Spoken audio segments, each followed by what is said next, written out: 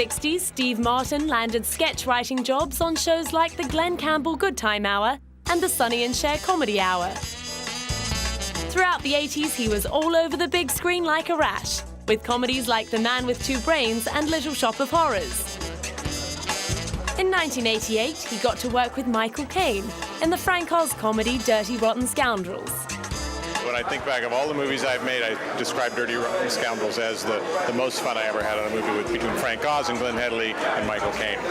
And he's a great, raconteur. He loves life. He's always happy. He doesn't like yelling. He's a good guy.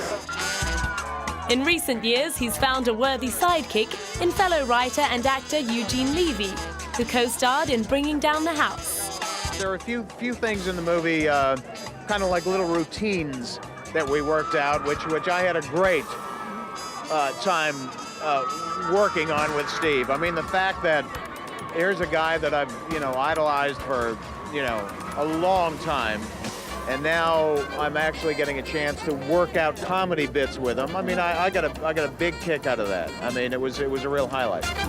Having taken an intensive course in tap dancing before starring in the 90s musical Pennies from Heaven, he was no stranger to the old 5, 6, 7, 8.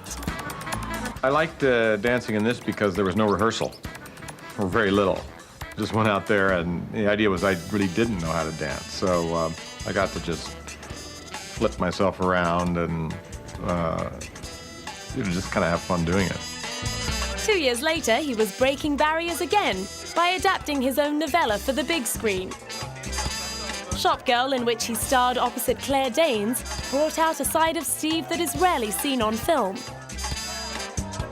I mean, we think of him as so funny, and he is. He's an exceptional comic, a virtuosic comic, but there's something really tender and earnest and sensitive about him, too, that is really resonant and like, at play in this movie.